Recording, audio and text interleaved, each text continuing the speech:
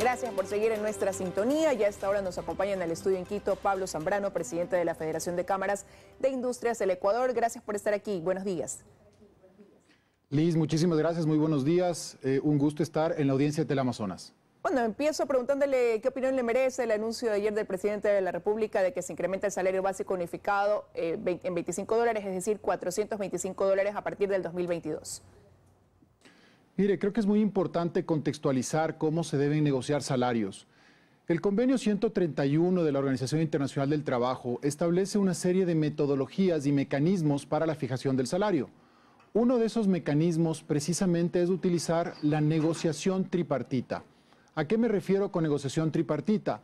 Tiene que estar el Estado, los trabajadores y los empleadores. Y se tienen que utilizar parámetros objetivos como en toda negociación.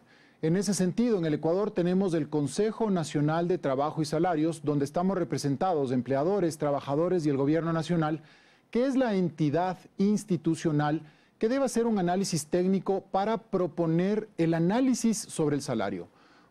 Es muy importante señalar que no hay una obligatoriedad de incremento de salario.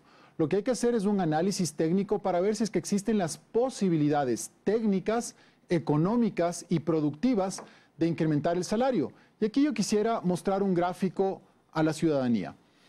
¿Cómo deben fijarse técnicamente los salarios? Los salarios tienen que fijarse de acuerdo con la productividad. En este gráfico vemos justamente cifras desde el año 2000 hasta el año 2021, es decir, 20 años de análisis de la productividad en el Ecuador. ¿Y qué ha ocurrido con la productividad? Ha ocurrido que lamentablemente esta ha disminuido. ¿Y qué es la productividad? Justamente el costo que se requiere en un país para producir un bien comparable con otros países. Y esto es algo fundamental, porque si nosotros fijamos los salarios de manera política y no técnica, quien más va a sufrir precisamente es aquella persona que no tiene un empleo. Eso quiere decir que mayor incremento de salarios con una menor productividad, resultado final, desempleo. Sin duda. ¿Y por qué ocurre esto? Precisamente porque nuestros competidores a nivel regional, a nivel mundial, no están haciendo lo mismo, y esto lo que va a hacer es, lamentablemente, afectar a esos 65% de ecuatorianos que están en la población económicamente activa y que en este momento no tienen un empleo. Bueno, es fundamental preguntarse qué va a pasar con los micro y pequeños empresarios. Es fundamental preguntarse qué va a pasar con el sector exportador, con el sector agrícola, el sector industrial, el sector de la construcción, el sector comercial y otros sectores que sin lugar a dudas se van a ver afectados por una medida como estas. ¿Cuál sería su respuesta? ¿Cuál es precisamente la afectación que usted ve se va a producir en los sectores que usted acaba de mencionar a partir del próximo año? Si nosotros le preguntamos a un micro o pequeño empresario si es que puede contratar o incorporar a sus procesos productivos a 1, 2, 3 personas con un incremento de salarios tal cual como está, lamentablemente la respuesta será que no va a poder hacerlo. Y de igual manera, en el sector agrícola, donde se tiene una gran cantidad de mano de obra, donde hay que incorporar a los jóvenes, a las mujeres, a los procesos productivos, esto lo que va a hacer es que el productor, el empresario, va a pensarlo dos veces, y no el gran empresario, porque al fin y al cabo las empresas grandes podrán de alguna manera u otra, ¿no es cierto?, generar eficiencias y poder mantener el empleo y contratar quizá a alguien más. Pero lo que yo sí me pregunto es por la base de la pirámide. En el Ecuador tenemos más de 800,000, más de 1.200.000 micro y pequeños empresarios, y es muy importante preguntarles a ellos qué es lo que opinan. Yo he hablado con varios de ellos, hemos hablado durante las últimas semanas, porque el Consejo Nacional de Trabajo y Salarios se ha venido reuniendo. De hecho, el ministro del Trabajo pospuso a través de un acuerdo ministerial que la decisión o resolución del Consejo Nacional del Trabajo se la tome hasta el 22 de diciembre. Pero claro, con el anuncio que hay el día de ayer, hay un decreto ejecutivo que le dispone al ministro de Trabajo que en la siguiente sesión del Consejo Nacional de Trabajo y Salarios se proponga el incremento a $425. Nuevamente repito, hay que tomar decisiones de manera técnica. ¿Por qué? Porque si nosotros además hacemos una comparación con otros países en América, vamos a ver que el salario nominal en el Ecuador es de $400.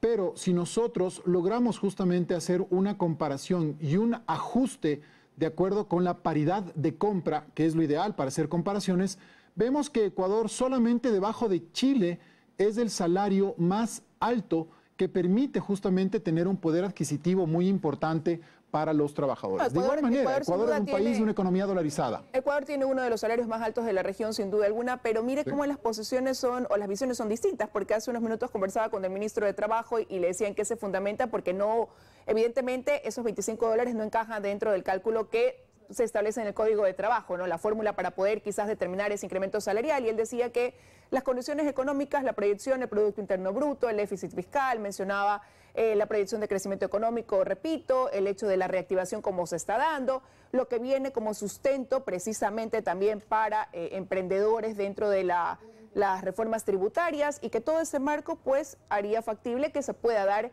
o sostener este incremento salarial. Muy importante la reflexión que usted está haciendo en este momento. ¿Qué pasa si es que en el Consejo Nacional de Trabajo y Salarios no existe un consenso, un acuerdo entre trabajadores y empleadores? Se tiene que aplicar lo que dice el Código del Trabajo. ¿Y qué determina el Código del Trabajo? Que si no hay, a falta de acuerdo, entonces el incremento será de acuerdo con el índice de precios del consumidor proyectados para el próximo año. Entendiéndose esto como la inflación proyectada. Uno va al Banco Central, al Ministerio de Economía y Finanzas, y pregunta cuál es la inflación proyectada para el próximo año, y la respuesta es 1.28%. Eso es lo que está proyectado para el próximo año. ¿Y cuál es la productividad? 0%. Por lo tanto, desde un punto de vista eminentemente técnico, eminentemente jurídico, el incremento debería ir por ese 1.28%, que ha sido la posición del sector empleador en el seno del Consejo Nacional del Trabajo. Nuevamente, insisto, nosotros tenemos que tomar medidas de aquí hacia el futuro. En ese sentido, nosotros presentamos justamente al ministro de la Producción este estudio sobre empresas sostenibles que lo hicimos con la Organización Internacional del Trabajo. ¿Con qué objetivo? Con el objetivo de presentar medidas de competitividad que permitan que el Ecuador pueda desarrollarse. Nosotros, desde la Federación de Industrias, creemos en el desarrollo sostenible, creemos fundamentalmente en que hay que incentivar a la producción para generar empleo, y sin duda creemos en que deben fijarse los salarios de una manera técnica. Pablo, pero ¿cuáles pudieran ser esas medidas que generen la reactivación, sobre todo considerando que el próximo año será un gran año de desafíos para las inversiones también, con las medidas que vienen en materia tributaria y encima pues este incremento salarial?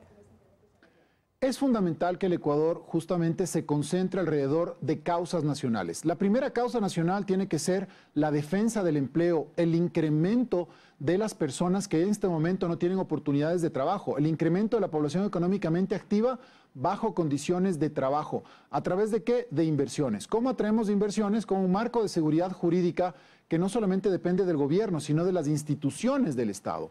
La Asamblea Nacional, la Corte Constitucional, el Poder Judicial, ¿no es cierto?, es fundamental. La lucha en contra de la corrupción es fundamental. Y en ese sentido hay avances muy importantes que felicitamos al gobierno y le hemos dicho al gobierno que lo está haciendo muy bien.